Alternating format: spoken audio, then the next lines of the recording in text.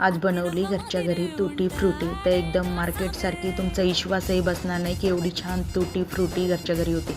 तर फ्रेश असं इथे टरबूजाच्या खापा घेतलेल्या आहे।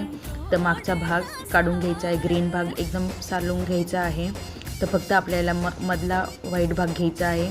तर इथे पाणी उकळून घेतलेलं आहे आणि मस्त 15 ते 20 मिनिटं आपण शिजवून घेणार आहोत। नंतर चाळणीमध्ये काढून घेणार आहोत।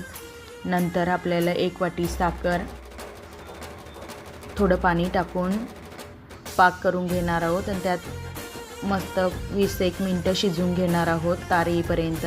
नंतर 3 वाट्यांमध्ये थोडं थोडं काढून घेणार आहोत आणि 3 वाट्यांमध्ये 3 कलर आपण टाकणार। मी इथे ग्रीन, ऑरेंज, रेड असे मिक्स केलेले आहे। तर तुम्ही बघू शकता इतकी भारी होत आहे। तुम्ही पण नक्की ट्राय।